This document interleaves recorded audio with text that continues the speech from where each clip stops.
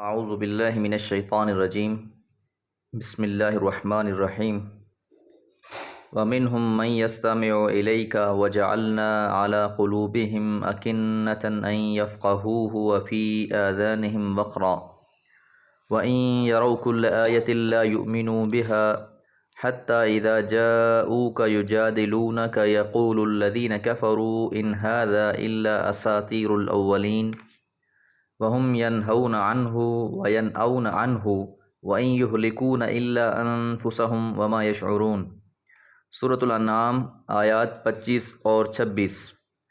ومنہم، اور ان میں سے یعنی کافروں میں سے، من یستمع، جو کان لگاتا ہے، سنتا ہے، الیکا، آپ کو، وجعلنا، اور بنا دیا ہے ہم نے، علی قلوبہم، ان کے دلوں پر، اکنۃً، پردہ، اکنہ، پردے، ان یفقہوہ، کہ وہ اسے سمجھیں، وفی آذانہم، اور ان کے کانوں میں، اذن کی جمع آذان، وقرا، بوجھ، یعنی بظاہر تو وہ آپ کی باتیں سن رہے ہوتے ہیں، کان لگا کر سنتے ہیں جب قیامت کے دن گزشتہ کافروں پر گزرنے والے احوال بیان کیے جاتے ہیں، لیکن اس کے ساتھ ساتھ جو ان کی اپنی صورتحال ہے وہ یہ ہے کہ ان کے کانوں پر پردے اور بوجھ ایسا آ چکا ہے کہ جس سے یہ اس کے معنی و مفہوم کو سمجھنے سے قاصر ہیں۔ یہ حجاب، یہ بہراپن،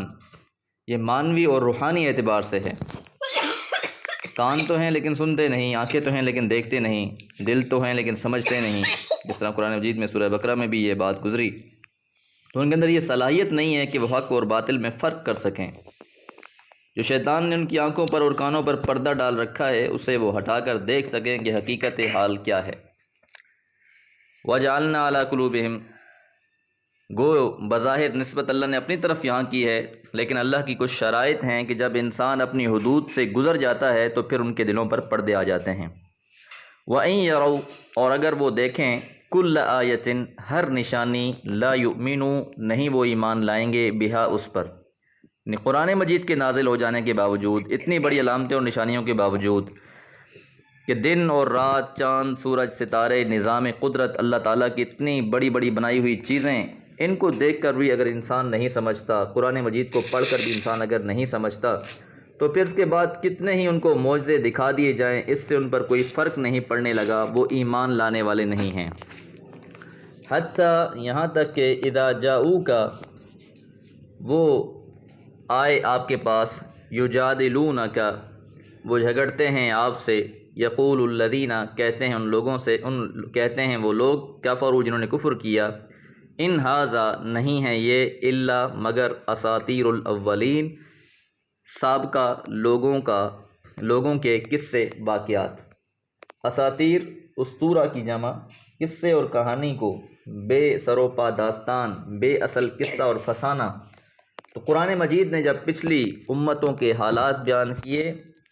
ان کی نافرمانیوں کا تذکرہ کیا، اور اللہ تعالیٰ کے عذاب نے ان کو آ پکڑنے کا تذکرہ کیا، تو ان لوگوں نے انہیں اساطیر الاولین کہہ دیا کہ یہ پچھلے لوگوں کے بنائے ہوئے قصے اور کہانیاں ہیں جن کی حقیقت کچھ بھی نہیں ہے، اور اس کا وہ انکار کر بیٹھے۔ تو یہ انکار کی اصل وجہ بھی یہی ہے کہ ان کے کانوں پر ایک بوجھ ہے، ان کے دلوں پر وہ پردے ہیں، ان کی آنکھوں پر وہ پردے ہیں جس سے یہ لوگ سمجھنے سے قاصر ہیں۔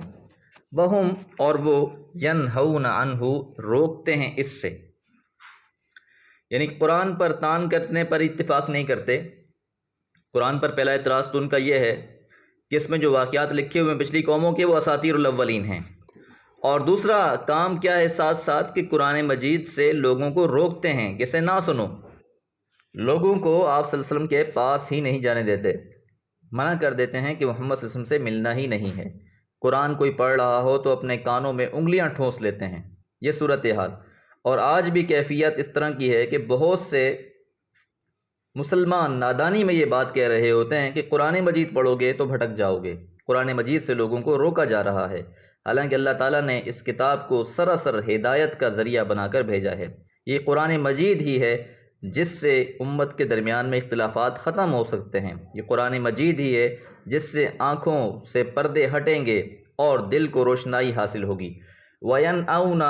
عَنْهُ، اور خود بھی اس سے رکتے ہیں، نہ تو خود اسے پڑھتے ہیں، نہ سنتے ہیں، نہ دوسروں کو پڑھنے اور سننے دیتے ہیں۔ ان کی ساری کوشش یہی ہے کہ کسی طریقے سے قرآن مجید سے ان کو دور کر دیا جائے۔ وَإِن يُهْلِكُونَ،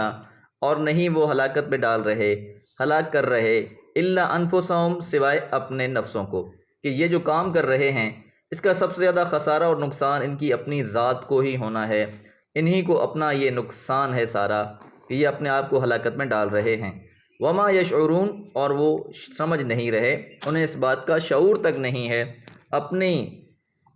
اعتبار سے اور اپنے دانست میں تو وہ یہ سمجھ رہے ہیں کہ ہم شاید بہت اچھا کام کر رہے ہیں، کوئی بھلا کام کر رہے ہیں، لیکن حقیقت یہ ہے کہ یہ ظاہری فائدوں کو اور مخالفت کی وجہ سے یہ لوگ اپنی آخرت اور عاقبت کو خراب کر رہے ہیں۔ اللہ تعالیٰ سے دعا ہے اللہ تعالیٰ قرآن مجید کو پڑھنے کی، سمجھنے کی اور اس پر عمل کرنے کی توفیق عطا فرمائے۔ وما علیہ الا البلاغ۔